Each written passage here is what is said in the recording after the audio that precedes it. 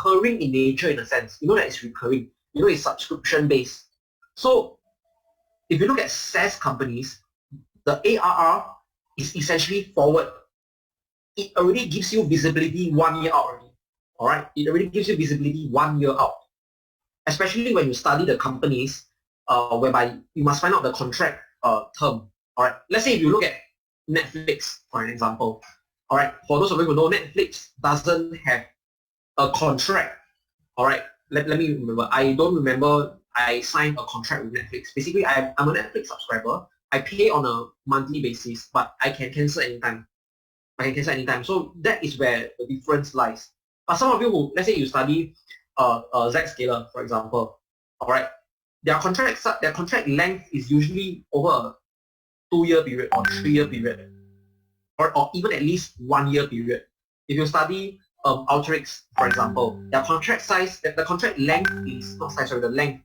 The contract period is 1 year. Sometimes it's longer. So once you know that the contract period is 1 year, and for that quarter, let's say first quarter of 2020, you know that they will make 100 million. You can be assured that the rest of the year or the next 4 quarters later, the revenue is locked in already. So this ARR figure changes every quarter. It changes every quarter with a rolling 4-quarter basis forward. You must understand this, because once you understand this, then you understand how the SaaS companies are being priced by the market. All right, that's how the market essentially looks at it. So if you are new to investing, all right, I'm trying to connect the dots over here for some of you guys who are very confused with these kinds of like SaaS companies.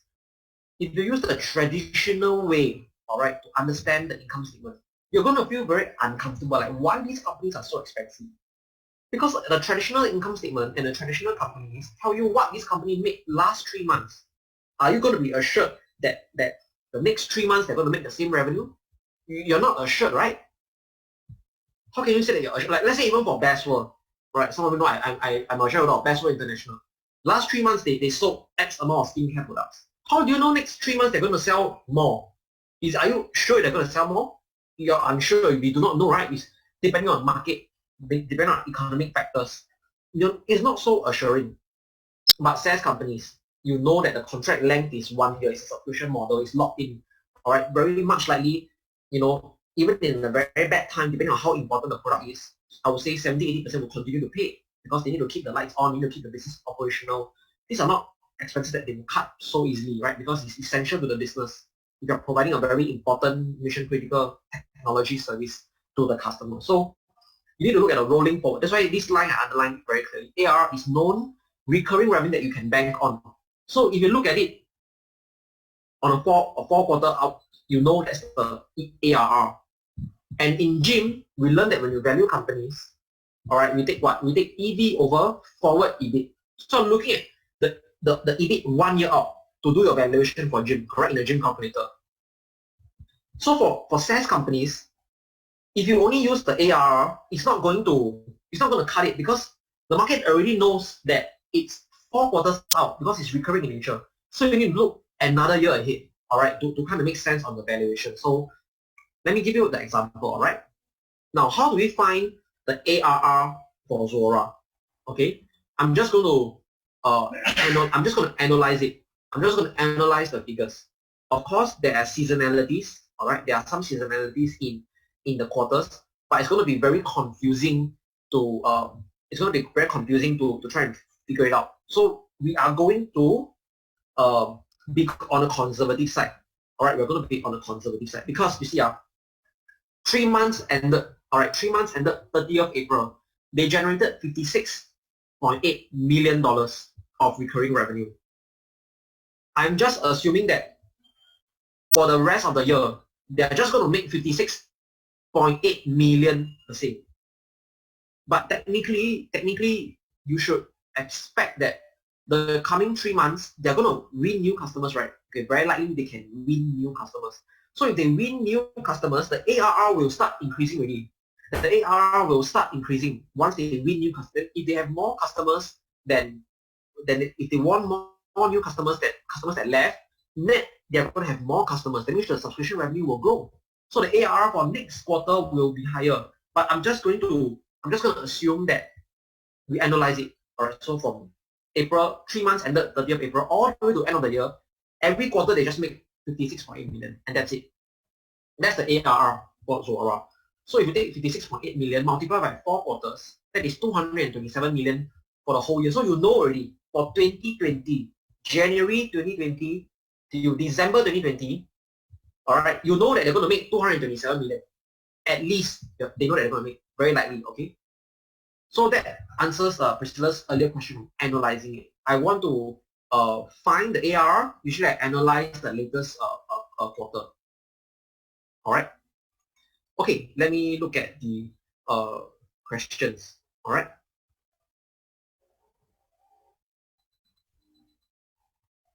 So Jonathan Tan asked, we are factoring the professional services? Okay, that one I answered already just now. All right. Okay, so Sito has helped answer as well.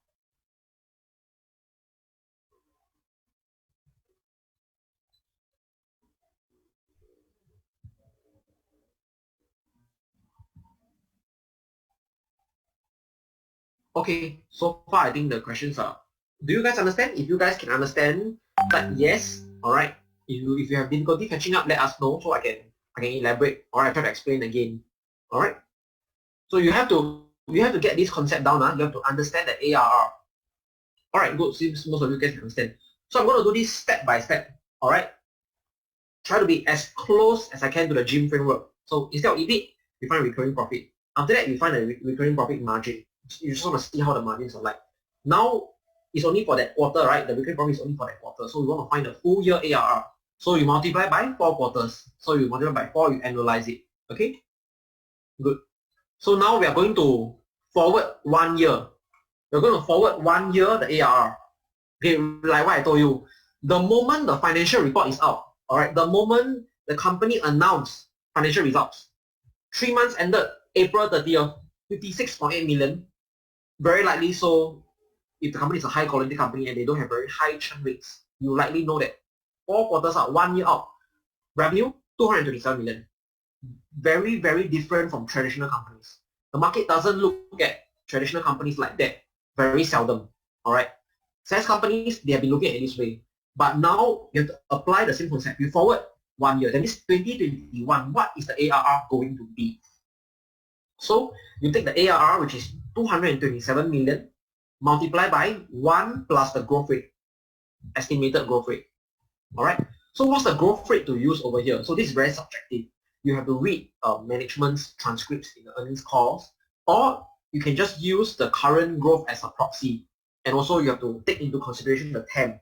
That's why it's a whole package. Analyzing the company or the business is a whole package. You cannot just say, okay, I just go and find out all the recurring profit margin for all the SaaS companies, and then I go and apply a last quarter's growth rate, and then I just apply across the board. It doesn't work that way. You have to understand the business, all right? Understand the TAM. What's the market size that they can go into? Who are the competitors? What's the current revenue size right now in relation to the current market size? So look at the management's past execution. Look at customer reviews. Do they have raving fans? So this will really give you that conviction when applying a certain growth rate over here. All right. So to put things simple, I'm just going to use the latest quarter's growth rate as a proxy for 2020 ARR. So Priscilla asked how I get 47311. So 47.3 million is last year's revenue, last year Q1's revenue, which is over here. Can you see?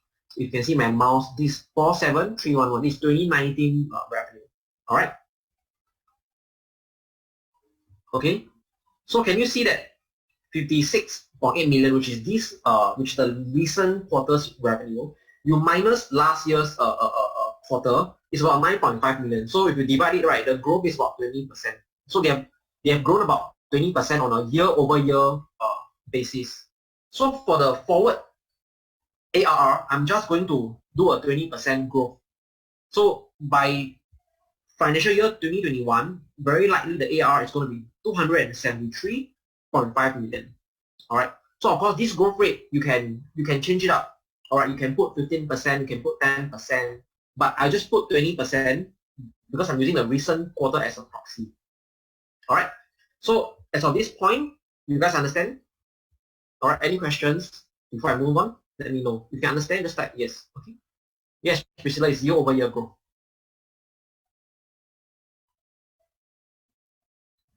Yes, I'm doing an estimated growth rate using the previous year-on-year growth. All right, good. This method is a rolling ARR. Yes, ST is, you can see that it's a rolling ARR. Basically, you have to look forward. All right, you have to look forward. So Daniel asked, why don't you use trailing 12 months growth? Daniel, you can actually use the trailing 12-month growth if you want, but because these SaaS companies, they really, there's really a huge movement from a quarter-to-quarter basis. If you look at some of them, you realize that one quarter can be very different from the previous. I'm not even saying last year quarter, but the sequential quarters, it's moving so fast. The industry is moving so quickly. So I just want to use the updated figure as I can, the latest figure. All right. Let's say we want to use TAM to estimate the growth rate. How should we calculate it? So Jeremy, we don't use TAM to estimate the growth rate. It's going to be very difficult. But you want to use the TAM to kind of see, do they have room to grow into or not? Because you must understand that these companies are burning, or not burning, they are they are delaying their gratification. They're not enjoying the profit now. They are reinvesting the profit into sales and marketing to capture more revenue. So that is money that shareholders are going to forego earning. All right, shareholders are going to forego enjoying the profit, but we're going to take the profit, we're going to reinvest, hire more sales and marketing to grow the revenue. So if the TAM is very small, that means there's no more. Let's say that the total addressable market, the market share of, let's say, cybersecurity is 12 billion, or endpoint security is 12 billion, for example. And now the company revenue is already 10 billion. There's only 2 billion more to grow into to get 100% market share. And you're not going to be able to get 100% market share in most cases. So that is what we call saturation. And you do not want to spend so much sales and marketing already, because your room to grow is, it's like you're driving a car, then you're going to reach the car park already, So if you want to slow down the pedal, because you're going to go in the car park. But if you're on a highway and there's like very long road, right, on the highway, you can go faster, you can accelerate the pedal. But once you are arriving to the car park, you need to slow down. So looking at the TAM kind of lets you know whether are you still on the highway with very far distance out, or are you reaching the car park already? That means your car going to go into parking mode already. All right, so that's the way I would think about it. All right, yeah. So you want to find, obviously, companies approaching car park or still on the highway. All right. So if you think you should find companies on the highway, type highway. If you think car park, then you type car park. All right. So you want to find what? On highway or approaching car park. All right. So when the moment you go into car park, right, you know your car not going to move, you're just going to park there, you're going to get off the car. All right. So it's a good visualization. Once the car want to go car park, you don't want to sit in the car, you want to get out of the car. Who want to sit in the car park? All right. So you want on the highway, as long as possible, on the freeway, basically. So the TAM kind of lets you know the direction. All right. Yeah. So Jing Chen say for SaaS, there are so many greenfield opportunities. Yes. So the best part, right, is the best SaaS companies, right, they are running on one highway, all right? They're running on one highway, but they can actually, they can actually split their car and go on another highway because they can get adjacent products, all right? That will be even more amazing. And a lot of SaaS companies are trying to do that. That's where the R&D comes in, all right? Do you compare the TAM with the revenue or market cap? So, Priscilla, we are going to compare the TAM with the revenue, not the market cap, all right? Not the market cap, with the revenue, yes. So when you join gym, Sito actually mentioned about let's say the Nike example, right? I still remember the Nike example. Look at a TAM for shoes. Just think about it this way. Look at a TAM for shoes. How many more human beings are going to be born in a year? That is your TAM. All right. And how many of them would need a pair of Nike shoes or Adidas shoes? You kind of know that the human population, yeah, it will still grow, but can one person have 5 more kids every year? I mean, you can't, right? One human being can't just give birth to 5 kids every year. So there's a cap to that TAM. And the demand for shoes are not going to, be so much. So Nike is kind of like already a matured company. Still very strong company, but matured company. So you look at the market cap, you look at how big it is, how hard is it to grow. But for SaaS companies, you want to really look at the revenue. Compare the TAM with the revenue. All right, that's more accurate. Okay, good. Let me see. All right, revenue. Okay, good. So let me move on. So once you find the forward ARR already, okay, what you're going to do next is you're going to look at a recurring profit. You're going to find the forward recurring profit. The screen suddenly do not show inside. Okay, let me stop sharing and share again. All right.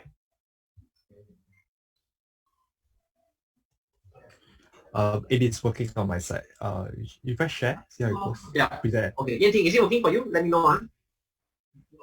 Okay. Yeah, you press present. Take a look. Yeah.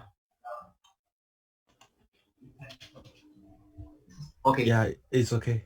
It's okay. Okay, good. If Yanting you got problem, maybe you exit and rejoin the Zoom. Okay, Yanting say now okay already. No, okay.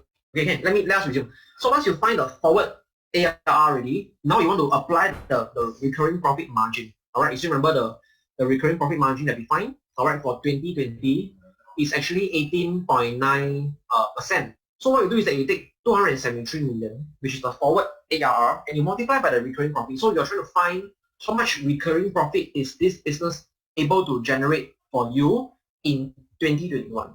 All right, 2021, and that figure comes up to be 51.8 million. I mean for the full year of 2021, based on 273 million of revenue growth. All right. So this part, understand right? You're trying to find a forward recurring profit margin.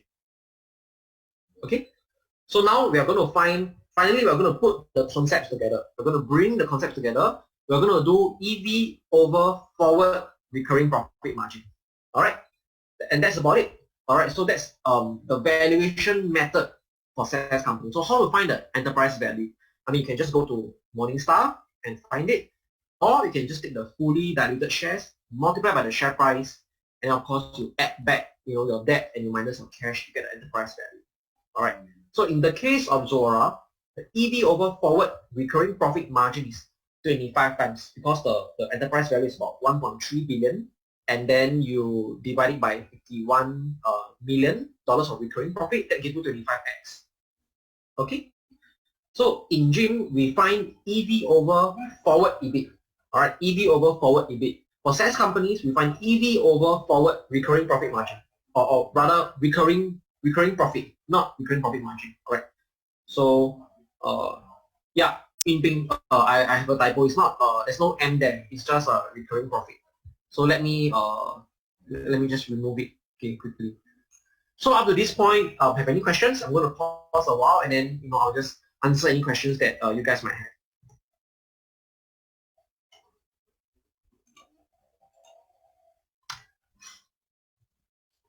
Over forward recurring profit. Okay.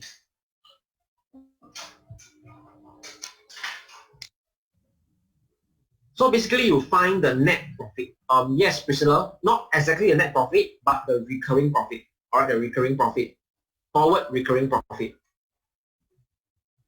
Okay, so they can ask, how do you gauge if 25x is high or not, or fair? Okay, so I'll get to that later. I'll get to that later in a moment's time. Okay, so so this is a question that everybody's going to ask me now. What number is considered expensive? All right. So the honest truth is there's no number that is going to be the perfect number. I can try and give you the perfect answer. The perfect answer is as low as possible. As low as you can get is the best. All right. So Herbert say, let us know the magic number. There's no magic number. I must emphasize this. There's no magic number. If you try and do valuation with a magic number in mind, right, it just doesn't work. Priscilla say give us a range. All right, a range also doesn't work. Okay, it doesn't work. Let me explain to you later. Okay. So somebody asked how to get 18.96%.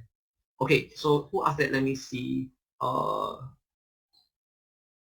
Debbie asked it, how to get the 18.9%. So that 18.9% is actually the recurring profit margin. All right. So Leong Yu asked, by next year the RPM margin might be higher. Yes, if you can see that the company is having operational leverage, the recurring profit margin should get higher. But we're not going to try and factor that. All right. We're just going to use the number that we have as of right now. All right. So let me go back to the recurring profit margin. So here is how I get the 18.96%. Okay, can you see for Q1 2020, you take the recurring profit, which is 10.7 million, and divide by the subscription revenue. The subscription revenue is 56.8 million. So once you take 10.7 million divided by 56.8 million, you get 18.96. Alright, so it's like an EBIT margin. It's like finding an EBIT margin. Take your operating profit divided by the revenue. Okay, so you guys figure already how I come to the 18.9% recurring profit margin. Alright, if you can understand the recurring profit margin, just like yes. Alright, so once you get that margin ready, you'll be able to find the recurring profit for the forward 2021's recurring profit margin. Yeah, forward recurring profit. Alright. So clear. So now let me go on to the next slide to answer most of the question. What's the number to look out for? What's the range of numbers to look out for? Alright, so Kenji asked 25 times means it will take 25 years for it to break even. Yes. That means if the company do not grow, and makes $51.8 million, okay, without ever growing for 25 years, that is essentially how long it takes to get back the price you paid to buy the business, right? So Thursday asks, if the subscription plan is, for example, say 12 months, does the quarter results reflect the amount from annual subscription or divide by 4 to find the quarterly? So Thursday, to answer your question, there will be seasonality in quarters, even for SaaS companies, because some quarters they have more customer coming on board, some quarters they have lesser customers, some quarters they have customers using more, some quarters customers are using less, so there will be seasonality in quarters. So let's say if the subscription plan is for 12 months, all right, the quarter results will reflect the annual subscription, you divide by 4, yes, but there could be add-ons because these companies have they have a dollar expansion rate of above 100%. That means the existing customers are spending more with these SaaS companies. They are not new customers, they are old customers, but they sign up for more products, they sign up for more services. So in that quarter, the same customer can actually grow. So the subscription plan can actually grow. So or it might actually decrease because they might sign up for, they might cancel some of the services. So there will be seasonality in quarters, but generally for good SaaS companies, you can see that the growth in the revenues are very, very steady going on. All right. So okay, so Yuqi asks if it's growing at 25%, 25 times growing at 25% is rather fair. Yes, so Yuqi, now we are going back to the Peter Lynch concept. All right, we're going back to the Peter Lynch concept, which means if the company is growing at 25 times. If you're paying 25 times for a company and they're growing at 25%, I think it's considered fair. Alright, so that's the way to look at it. How much to pay would depend on how much they are growing. Would depend on how much they are growing. So I went to verify around, by looking at by reading and listening to some of the very successful investors. Some of them are from Twitter, some of them are fund managers. So there's one thing that I have actually confirmed is that good companies, all right, are usually not cheap.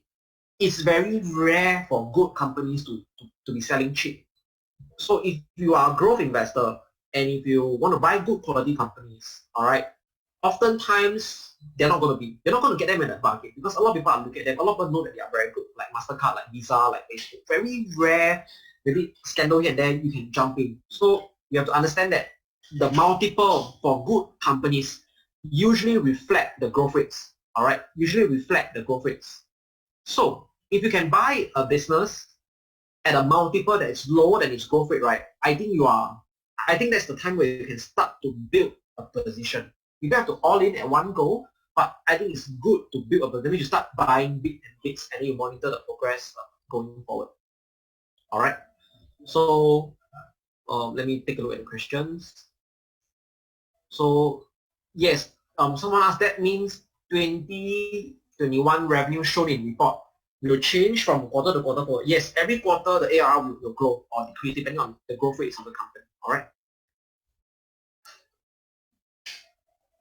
Yes, recurring profit. Okay, should we compare with big SaaS companies? All right. So Kaisun, I think you can compare with big SaaS companies. In fact, you can compare with any SaaS companies and look at the kind of multiples that we are doing, which is what I will come to that soon. All right. can we use net dollar retention rate as growth rate? Priscilla, net dollar retention rate, right, is part of the growth. It will be part of the growth rate. It will not be the growth rate, but it will be part of the growth rate. If a company has a net dollar retention of 120%, without adding new customers, they are already growing at 20%. That is remarkable. Alright, so you know that it's already going to, 20% growth is more or less there already. So if they're going to add new customers, the growth will be even higher than 20%. Alright. So, okay, so Priscilla asked me to repeat growth rate and multiples. Alright, so if the company is growing at 25 times, you're paying 25 times for a company. And if they're growing at 25%, I think it's still considered fair. Alright. So Wim Ping says Zuora is not a time to enter, is it? Cost multiple 25x, alright, is higher than the growth of 19.6%. Yes. So Wim Ping, for 19.8% growth and paying 25 times multiple, it seems to be expensive. So if you want to put it in the watch list, you want to monitor the performance and see how is it like before we go in. Alright. So 25% growth means 25x. If the company is growing at 25% and you pay 25 times, I think that you can see that it's fairly, priced. Alright, you can say that it's fairly priced. Okay. So let me move on. Let me move on to the next slide. Okay, so now we are going to compare valuations. Alright, we are going to compare valuations with CrowdStrike, with Datadog, and Zoom. Alright. So Priscilla asked growth, are you talking about ARR? Yes, Priscilla, talking about ARR growth, annual recurring revenue growth. Yes. Okay. Yeah. Thanks for pointing out. Yeah, the growth rate is 20.2%. 19.8% is the recurring profit margin. Yes. Correct. Okay, come. Let's try and bring the whole concept together on relative valuation and looking at this SaaS company. Right, so I have done the valuation for CrowdStrike, Datadog, Zoom. I've done it the way that I've taught you guys in this tutorial, exactly the way, which is the forward EV over forward recurring profit. So which company is the cheapest right now, quantitatively speaking? We are not looking at quality right now, we're just looking at numbers. Alright, which company is the cheapest right now? Zuora, Zoom, Crowd, Zoom. Alright, some people say Zoom, Zuora. Okay, so now we have two camps. One says Zoom, one says Zuora. Okay, why? Okay, those who say, some say CrowdStrike. Alright. Okay, let's start with Zuora first. Those who say Zuora is the cheapest. Alright. Why is Zuora the cheapest? Alright. Let me know. Those who say Zuora is cheaper. Why Zuora is the cheapest? Let me know.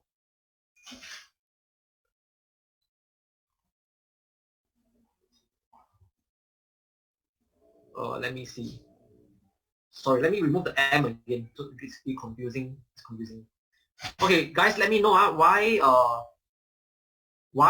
is Zuora the cheapest? For those of you who say that Zuora is the cheapest, it's okay. There's no we're not gonna laugh at you. We're just going to, there's no discrimination. We just want to, have a good, healthy conversation. Oh damn, it's a picture. I will edit it later. Alright, I can't edit it right now, it's a picture. Okay, let me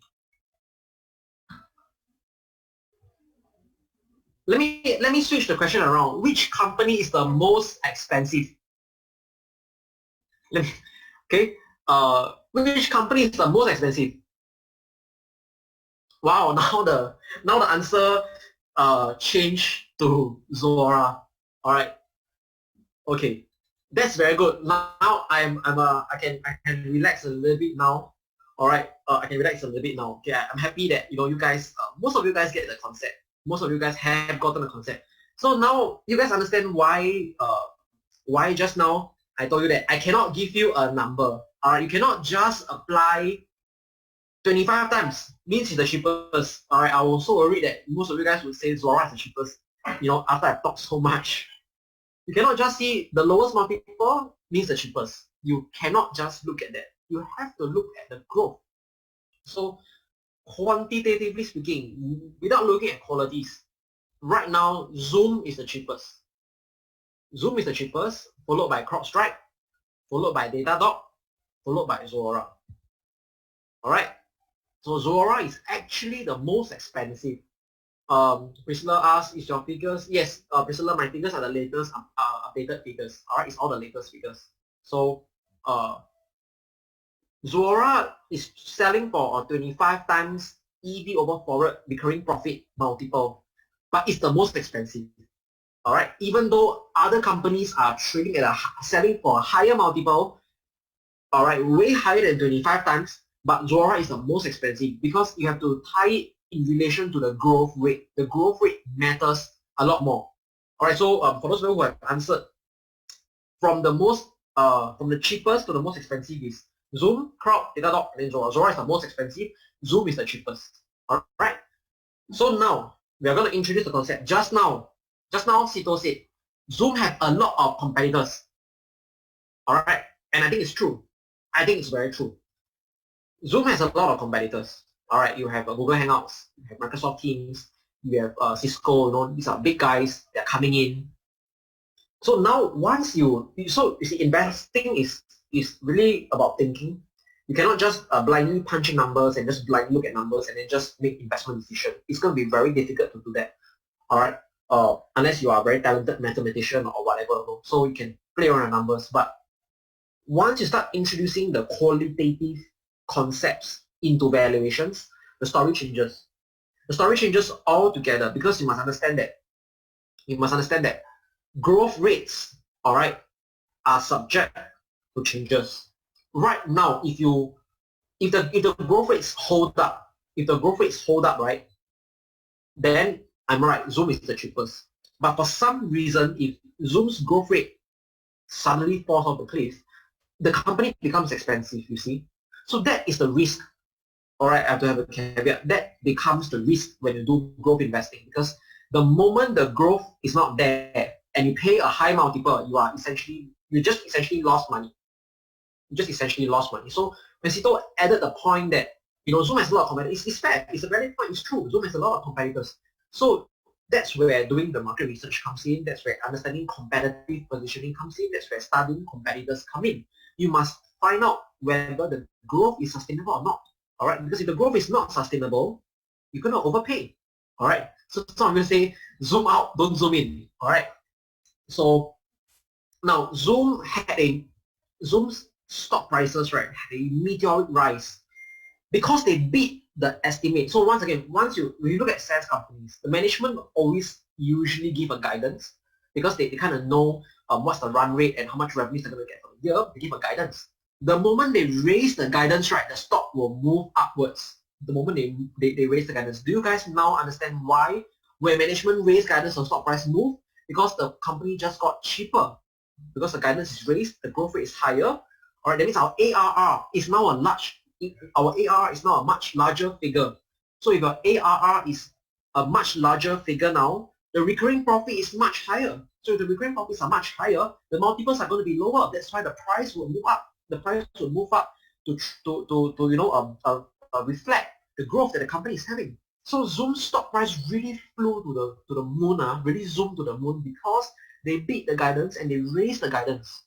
All right, they raised the guidance. Management has guided for Zoom to grow at 200%. For 200% in 2020, the recent growth is 169%. The previous guidance was 80%. The management was saying that Zoom will be able to grow at 80% in terms of annual recurring revenue. When the result came out, it showed 169% revenue growth. Not only that, the management raised the guidance to end of the year, it will be 200%.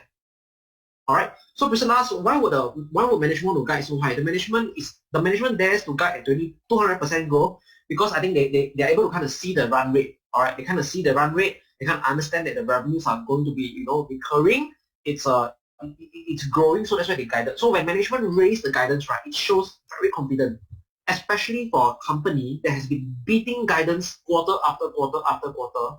Right. So Priscilla, yes, you're very right. If they miss the guidance, right, the price will drop like a rock in the ocean. It will drop very fast. It will drop very sharp. But you look at the track record of the management. If they have been beating guidance after guidance, these people are not going to tell you a guidance of 200% if the growth is not at least higher than that. All right, they like to some of the managements they boast and they talk up the guidance, or then they cannot meet and then it crashes down.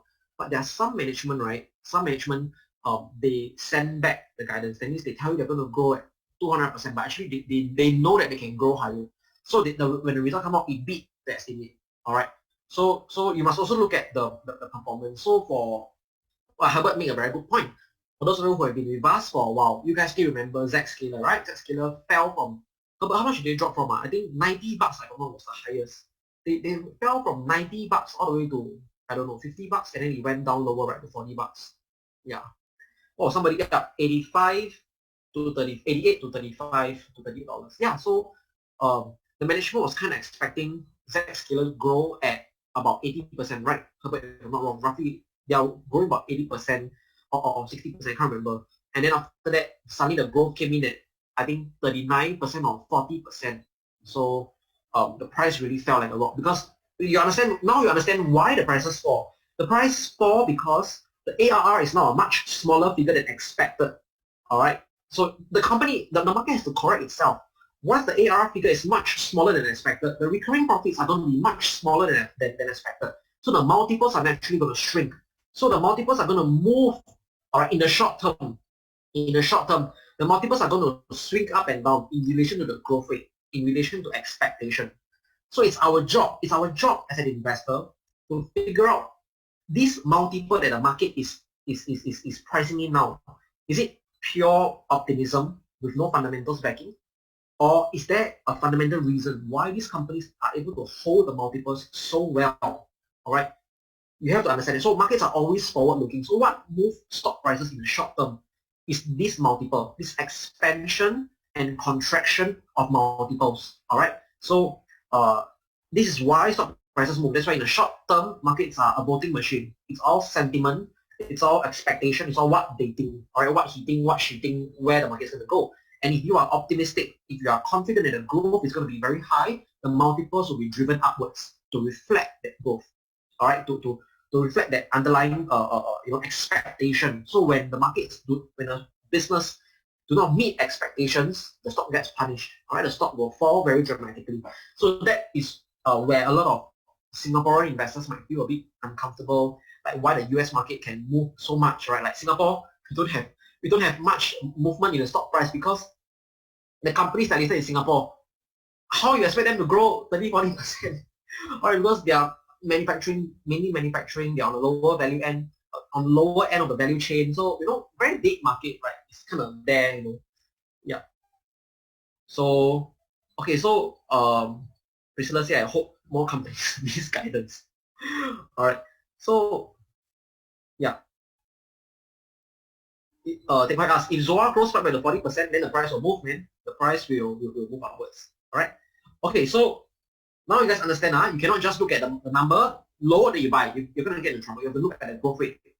And then, of course, Sito added in a very good point, which is the qualitative factors, competitive landscape, the TAM, the management, execution. That's why you attend gym, there's a framework, all right? The gaps and the packs framework is there to see whether, after looking at the packs and the gaps, does it support the kind of growth not? Like Zoom, 169% growth rate is mind-boggling for a company with 169%. But think about it. Jing Chen, I can't remember the numbers offhand, but you help me out if you are there, Jing Chen. The number of users went from how much? 10 million to 300 million users or something like that. They are free users essentially, because of the COVID-19. All right, so then after that, some of them convert to paying customers and stuff like that. So can you imagine the kind of user?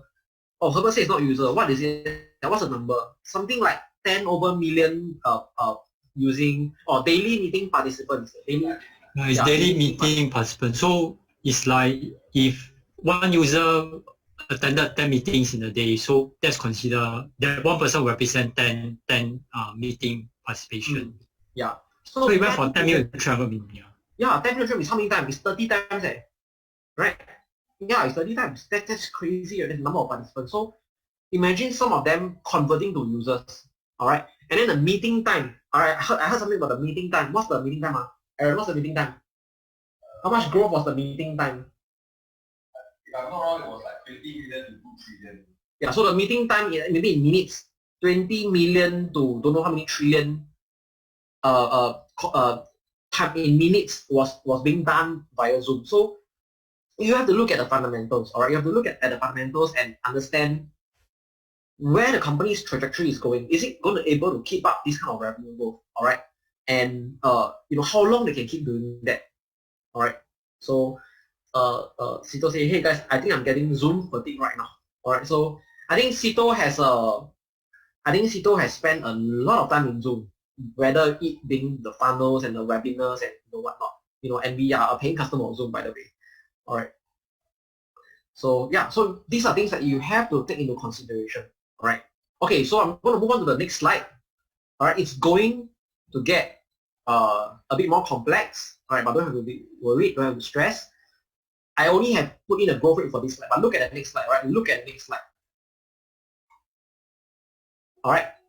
So I want to point to you some of the codes that matter. So step by step, some of the codes that matter, and these two codes are pointed to me by Paul Han. So I just want to recognize Paul Han for asking me to inject a bit of a Buffett wisdom into the presentation, so that I hope you guys can internalize the concept and hear it from the horse's mouth.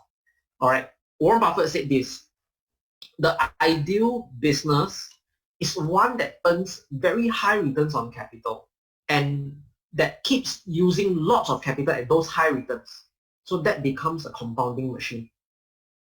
What Buffett just said, isn't it pointing to a SaaS business? Isn't it the characteristics of a SaaS business? Right? So when Paul Han made that mental connection with what Buffett said, because we all look up to Buffett, we all learn from Buffett, and we learn the first principles of investing from Buffett. So whatever Buffett says carries a lot of weight, and when you're trying to make sense of the SaaS investing framework, the SaaS companies, and when you find that what Buffett is essentially talking about, right, is actually portray that the SaaS companies actually have the characteristics like what Buffett says, all right, a compounding machine. You kind of really drives home the concept so importantly. Now, a company that earns high returns on capital, all right, basically a company with high recurring profit margin is a company that earns high returns on capital, all right, if you think about it, because ultimately that's the recurring profit margin or the net profit margin is what the shareholders get to keep. So those are very high returns on capital, and if the company can use a lot of that capital for a long period of time to keep generating high returns on that incremental capital invested, you have a compounding machine. And that's why these SaaS companies have these characteristics. So remember I talked about it just now on the recurring profit margin part. The sales and marketing expenses you spend to hire the salesperson, and the salesperson acquire a customers for you that stays with you for let's say 3 years or more.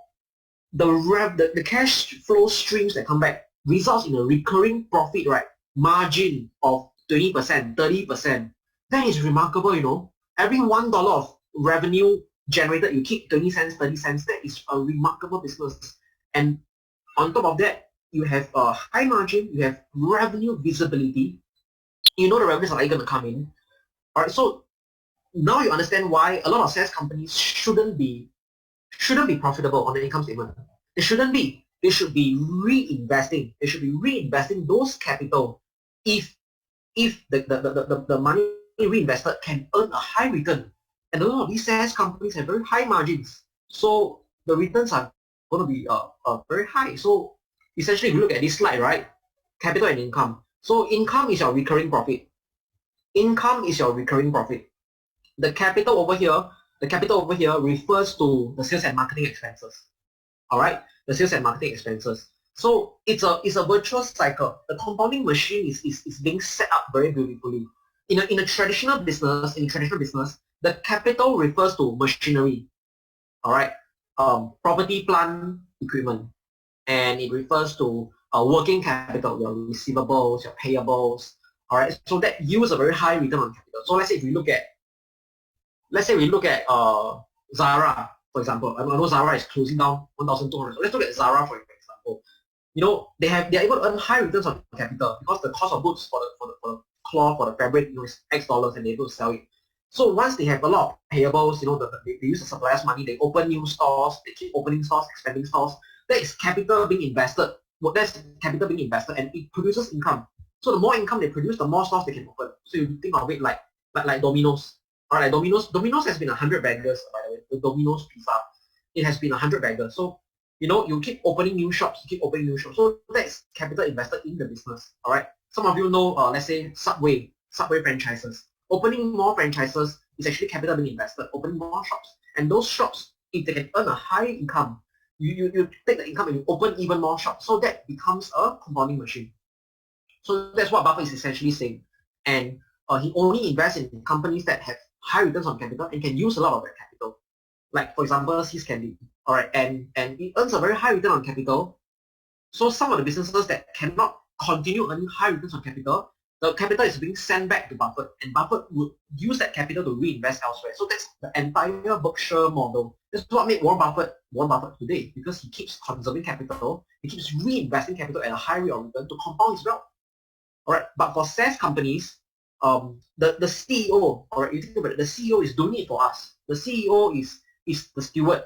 All right, he decides how much sales and marketing to spend, and on that sales and marketing spend, how much revenue is being generated. That's why there are a few metrics that I will explain later on that brings in the whole valuation concept and tying it to quality of business. All right, so you cannot just look at one number and just make an assumption. Buffett also went on to say this: it's far better to buy a wonderful company at a fair price than a fair company at a wonderful price. All right, so if you just look at price, you look at EV over EBIT, EV over forward recurring profit, it's low, it's cheap, you just buy it. What's going to happen? You're going to end up losing money, because it's far better to buy a wonderful company at a fair price than a fair company at a wonderful price. You can pay a wonderful price for a business that's not high quality. You're not going to make money, all right? So you can see that over here, the chart, the value of the business increases dramatically when they have very high returns on capital and very high reinvestment rate that can generate growth. All right, so that's essentially what Buffett is saying. Okay, so it's tied into Buffett. And then one more thing about Charlie Munger. All right, this is the last quote that I think is very essential over here. This is in 2018, and this is what Charlie Munger said. Right, when Berkshire came up, we had an easier world than you people are facing this point forward. And I don't think you're going to get the kind of results we got by just doing what we did. That's not to say what we did and the attitudes that we had are obsolete or won't be useful. It's just that their prospects are worse. There's a rule of fishing. That's a very good rule. The first rule of fishing is fish where the fish are.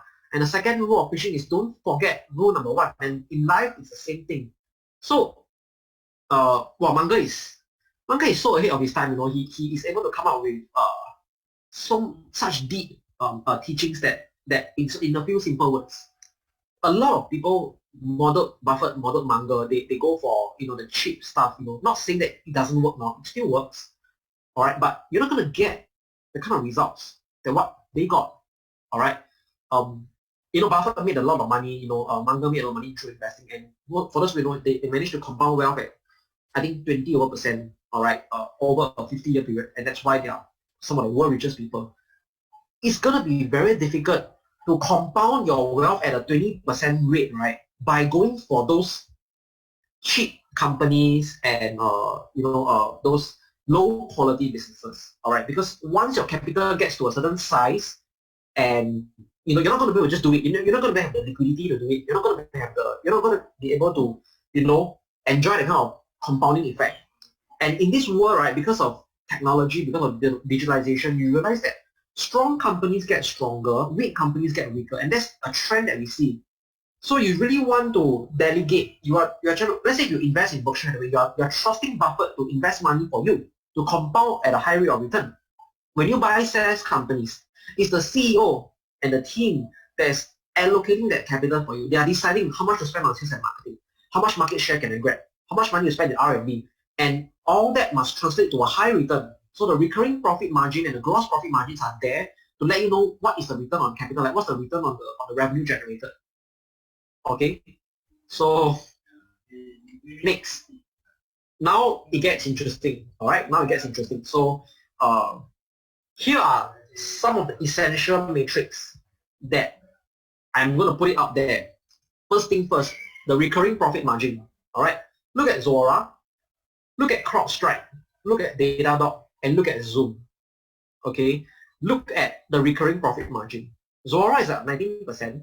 I just round it up, 19%. CrowdStrike is at 37. Datadog is at 37. And Zoom is at 47. All right. Do you see the huge difference? Every dollar, all right, so you spend money to hire salespeople, assuming Zuora, CrowdStrike, Datadog, Zoom, they all hire salespeople. They go to San Francisco. That's usually where a lot of tech companies are at. They go to San Francisco, they put it on LinkedIn or they put it on newspaper and they say, I want to hire salespeople for software. Same money spent to hire salespeople. You pay them 3,000 a month, 5,000 a month. You pay them commissions on the sales that they bring. You're going to spend roughly the same money to hire salespeople. All right. But the salespeople in each company, when they bring in the revenue, what's left over for the shareholders are very different, are so different. All right. Every dollar of revenue that the salespeople bring in for Zuora, the shareholders get to enjoy 19 cents of recurring profit compared to CrowdStrike at 37 cents. All right. Obviously, CrowdStrike is going to have more bullet to grow. They are going to enjoy a higher return, right? Zoom is at 47 cents. Almost half, almost 50% of that dollar of revenue came in is actually recurring profit.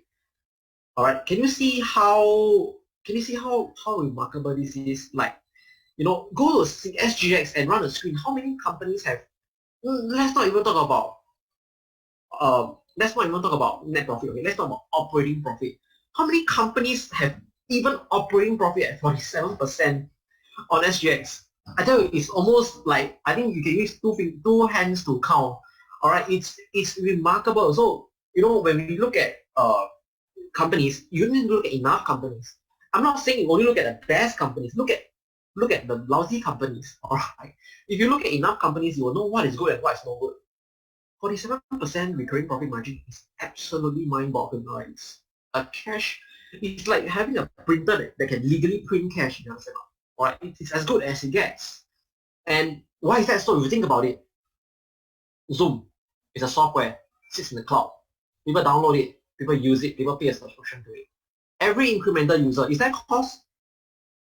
No, right? There's no cost. Okay. Same for CrowdStrike. Same for the cost doesn't scale with the revenue. The cost kind of plateaus after a while, so you get all that operating leverage. You get all that operating leverage, which the management used to spend on sales and marketing. So if someone asks if I can do a video on how to pick up the number, yeah, I can do a video to run you through the numbers. I think the previous tutorials have sort of more or less covered it already, but I can do it again if you guys want. So think about it. All right, use the time to think about this. All right, I'm going to move on to the next point, which is the rule of 40. So what is the rule of 40? The rule of 40 is essentially your revenue growth plus your free cash flow margin. All right, plus the free cash flow margin. So you're trying to balance growing the revenue and the free cash flow. If you don't have free cash flow, how are you going to hire sales and marketing people? How are you going to hire salespeople to grow the revenue? Right? So you need to have a balance, and you want it to be above 40% in the rule of 40. Zuora's rule of 40 is 12%. It's below 40. All right. CrowdStrike's rule of 40 is 135%. Datadog is 105%. Zoom is 246%. All right. So you look at the rule of 40. Revenue growth and free cash flow. All right. So I want to bring you back to the previous slide. Okay, look at it. Look at the growth rates. All right. Look at the growth rates for Zuora, CrowdStrike, and Datadog. Okay, let's look at Zuora first. Zuora has roughly about 20% growth rate using the recent quarter, 20%. Look at the rule of 40. The rule of 40 is 12, which means they have a negative 8% of free cash flow margin. So growing at 20% is costing them negative 8% of free cash flow. This is why bleeding cash. They're bleeding cash to grow, which is normal, right? Which is normal because you are hiring salespeople up front. You're spending money to hire salespeople. You're spending money up front to do R&D. There's cost involved. So that's why the free cash flow is negative. So it's below 40. Look at CrowdStrike. The forward growth is 85%. Look at the rule of 40, it's 135. All right, what does it mean? It means that the company is growing 85% while enjoying free cash flow.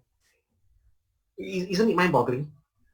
Because by right, you should be spending free cash flow to grow. So you're going to suffer negative free cash flow for a while because you're gunning for the growth, right?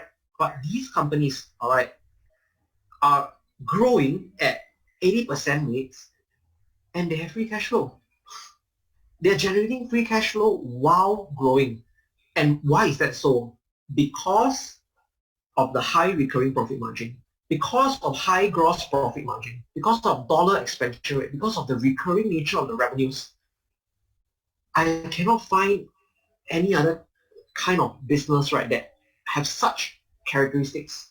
All right, it is exactly what Buffett talks about. The ideal business is one that earns very high returns on capital and keep using lots of capital at those high returns. That becomes a compounding machine.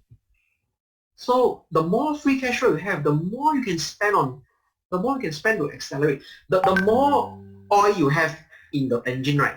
The faster you can go, the longer you can go, correct? So in order to travel on the highway, do you use oil or do you generate new oil? It doesn't make sense, right? To travel on a highway, you want to go fast, you want to go far. You use oil, right? You use up the oil. It makes sense. And companies is in the same category. You want to grow, you want to expand the business. It costs you money. You want to expand very quickly. You need money to do it. You don't have the money now. You need to inject capital. You need to go to stock market or IPO. You need to go to the bank to get a bank loan. You need to ask your family and friends to lend you money so you can grow the business. A lot of companies need capital to grow. All right. So it's like a car. You want to go far. You want to go fast. You use oil. You consume the oil. You consume petrol. But these companies are on the highway going very fast and they're producing more oil. They're producing oil as they go. So can you understand? It's mind-boggling. All right, so that is the rule of 40. So when you are looking at the EV over forward recurring profit, it's not just the number there, 25 times, 39 times, 62 times, 37 times. It's about a recurring profit margin. It's about a rule of 40 metric. It's about the payback period. So what's the payback period? The payback period is essentially last year's sales and marketing. All right, last year's sales and marketing divided by the growth in revenue. All right, over the 2 years and multiplied by the gross profit and multiplied by 12 to get it in months. All right, to get it in the number of months. So every dollar spent in sales and marketing for Zuora, it takes 14 months to get it back. All right, it takes 14 months to get back that dollar. Whereas for CrowdStrike, it takes 6 months. For Datadog, it takes less than 5 months. And for Zoom, it takes about 6 months. So obviously, you want a payback period to be lesser than 12. Why the payback period, the lesser the better? Because it shows you that the cash comes back faster. All right, the cash takes a faster time to come back. When the cash comes back at a faster rate, right, you can hire more people quicker. So the velocity of the payback period matters a lot for companies. So it really matters a lot for payback period, all right? So you realize that companies that have very high growth rates are able to maintain high growth rates because they got very fast payback. The cash comes back very quickly for the management to reinvest. So it's not just reinvesting capital at high rates of return. It's about having the capital invested come back faster. So the concepts are the first principles are mind-boggling.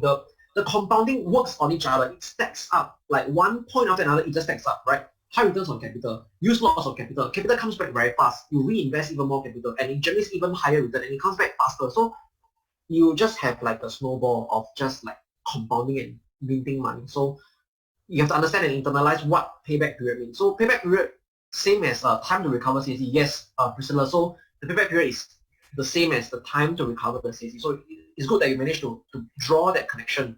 All right. Basically, it just means how fast does it take to get back the money I spent in sales and marketing.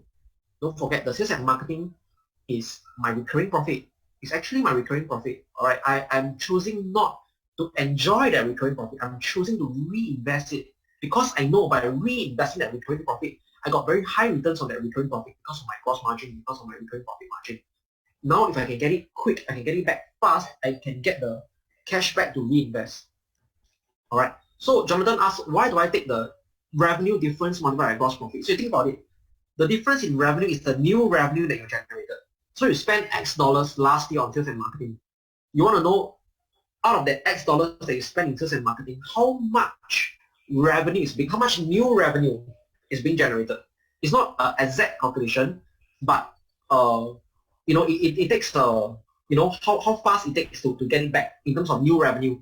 So you have to multiply it by the gross profit because you have to factor in a cost, because to deliver that revenue there's cost involved. So once you find that gross profit is more or less accurate, and then you multiply by 12 months. Alright. So make sense? Alright, so give me a moment.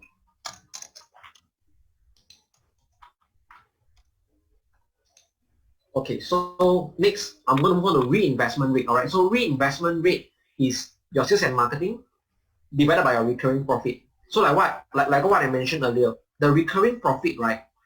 The recurring profit is actually being reinvested mainly into sales and marketing to get more revenue. So a reinvestment rate basically means every $1 of recurring profit, or every $1 of recurring profit, how much are you spending in sales and marketing? Alright, so if you earn $1 in recurring profit and you spend $1 in sales and marketing, the reinvestment rate is 1:1, 100%. Alright, but for Zuora, you can see that the reinvestment rate is 387%. So the recurring profit margin, the recurring profit that they have generated, right, is really not enough. They are spending more in sales and marketing right now, so the reinvestment is way higher. And now you can understand why the company's free cash flow is actually in a negative state. Alright, and of course you want to look at the recent growth rates. What kind of growth rates are we having? Alright, Zuora's recent quarter-over-quarter growth rate is only 15%. Cost rate is 85, data is 87, Zoom is 169. Alright, so that brings you. So once you understand all these concepts, it makes it brings the entire, it paints the picture better, alright, when it comes to trying to analyze SaaS companies, when it comes to trying to analyze these businesses. Alright, so I've come to the end of the tutorial. So any questions so far? Alright, any question so far? Let me know.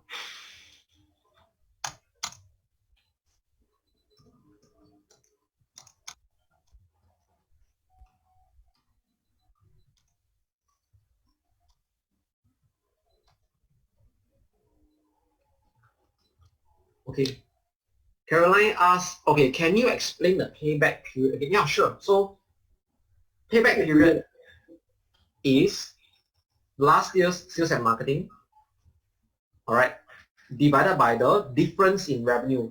Current year revenue minus last year revenue, alright, multiplied by the gross profit.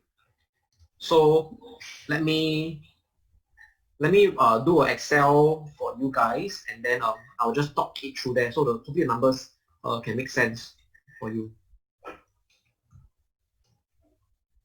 Okay.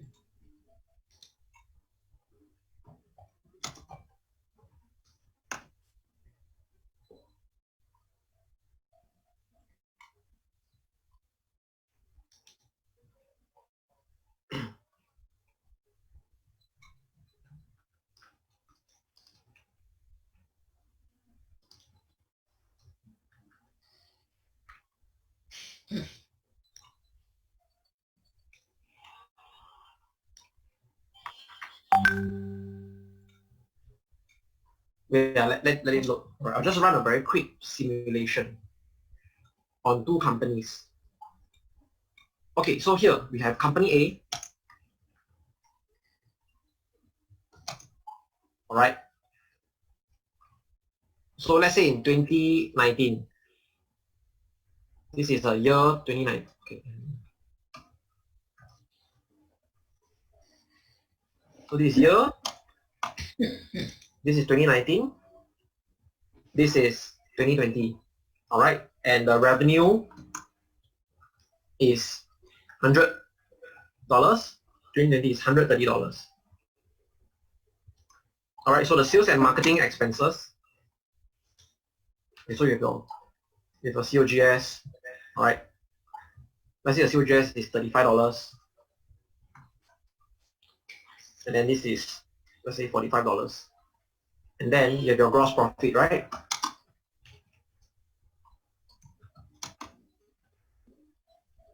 So the gross profit would be 100 minus 35, $65. So it'll be the same. Then you have your sales and marketing. So this is how our income statement will look like generally. So let's say in 2019, they spend $55 on sales and marketing. Alright. With this, you can find out the payback period. Now, in 2019, they spent $55 million in sales and marketing. Out of this $55 million spent, how much is translated into revenue growth? You want to know that. So essentially what you do is, let me find the gross profit margin. Alright, so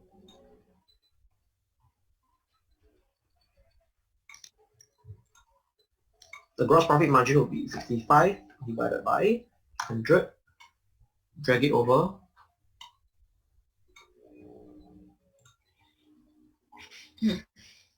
Okay, can you guys see if I make it bigger?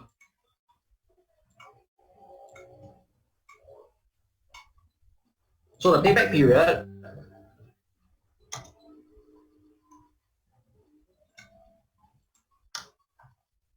would essentially be sales and marketing divided by 130 minus 100, multiply by your gross profit margin, which is 65.4. So you bracket it up, and then multiply by 12 months. So this is the payback period. The payback period will be 33 months to get back.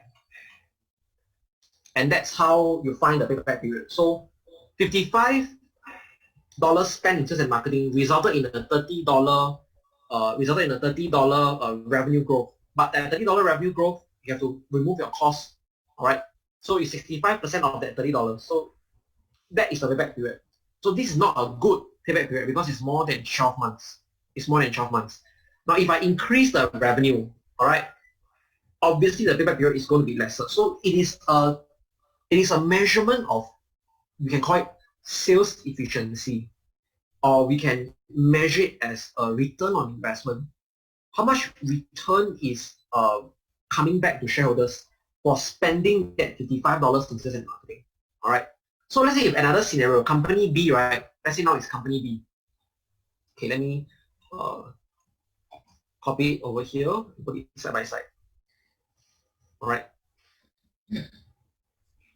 So for company B, let's say they are generating $160. All right. Okay, let's say 170. Let's make it below 12. Can you see that payback period is much better? All right. So it makes sense for you. It makes sense for you to be investing in a company that is able to be more sales efficient. All right, to be more efficient with their sales. For every dollar of sales and marketing spend that translate to higher revenues, right, would generate in a faster payback period. So, which company you guys want to invest? All right, type it in the comment section below. You want to invest in company A or you want to invest in company B? You want a higher payback period or a lower payback period?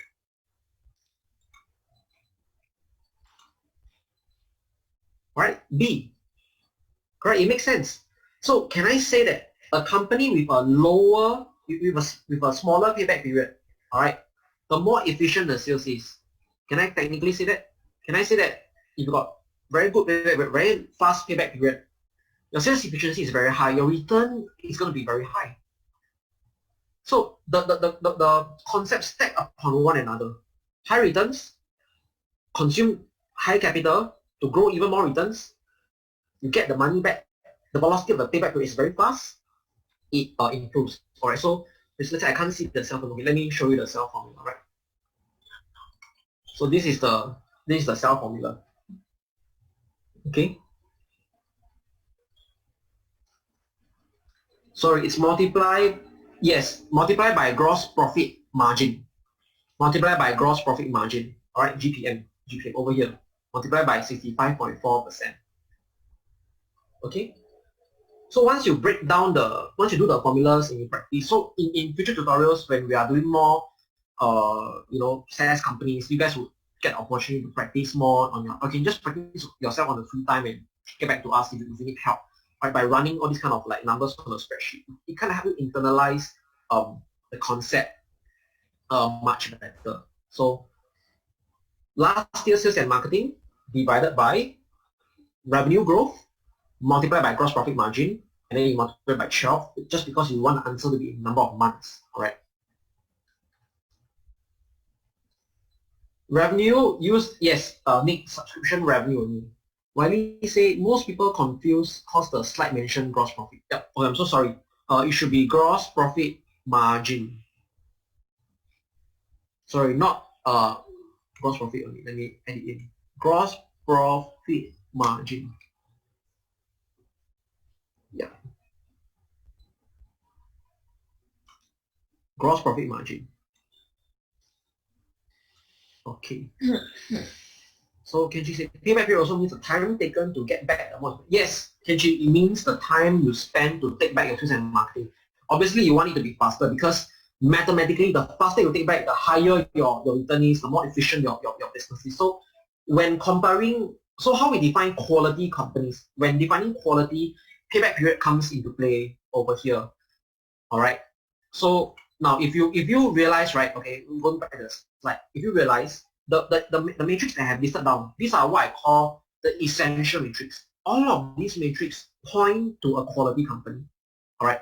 It is all from the same principle of a good business, a good quality company. Rule of 40, above 40. Payback period, less than 12.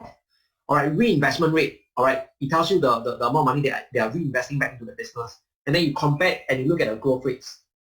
So I just want to ask everybody, looking at just the numbers alone, all right, look at these essential matrix. Which company is the highest quality company over here?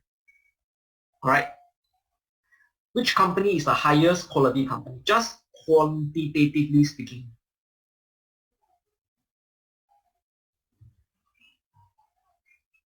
All right. Zoom. All right. Some will say Zoom. Some will say CrowdStrike. All right. Some will say Datadog. So if you are looking at it quantitatively, I mean Zoom obviously is going to be the best because they have the highest growth, they have the highest rule of 40, they have the highest reinvestment rate. So you can kind of like try and do a star system. I don't know, Sito, you think it makes sense to do a star system? So you rank the recurring profit by the rank. All right, let's say so Zoom. Number 1 is Zoom. Then Datadog and CrowdStrike is 2. Then Zuora is 3, for example, or 4. Sorry, Zuora is 4.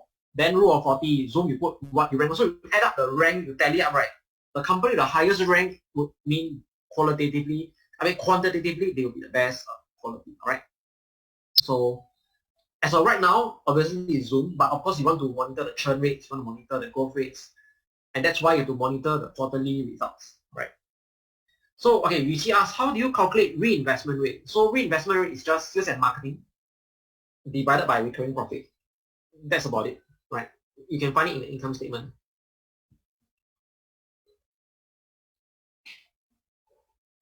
Okay. Sales and marketing for the year. For reinvestment rate, you can do it in a quarterly basis. But so everything can be done on a quarterly basis. Recurring profit margin can do on a quarterly basis. Rule of 40 can do on a quarterly basis. Reinvestment rate you can do on a quarterly basis. But payback period you need to do on last year. All right. Payback period you have to do it on last year. So any more final questions? If you have any more questions, just go to Slack. Will these slides be? Yes, these slides will be uploaded. No, it will be uploaded. All right, it will be uploaded. So I'm going to share it to Slack, and you guys can continue discussion there. I'll be happy to answer any questions. All right, and then keep in touch, and then we can use this matrix to study more SaaS companies. So I hope to put an end to the confusion out there, like whether do I use EV over sales, whether do I use EV over free cash flow, EV over cash flow operation. I would recommend EV over forward recurring profit. All right, I think that's the best. EV over sales is not fair because some companies have high gross margins, some companies have low gross margins. Free cash flow is not really accurate. Some companies are growing very fast but got negative free cash flow. So you just want to use a matrix that can be applied across SaaS companies to kind of make sense of the quality and where the valuation is at right now. So remember down this matrix, and I will likely be using these same matrix to analyze the SaaS companies in the future going forward. So I'm using it for myself. I think it works for me so far. It helps me make more sense of these companies. You can use it for IDN as well, or basically any recurring company with recurring nature. All right. So yeah, thanks. All right. Have a good night.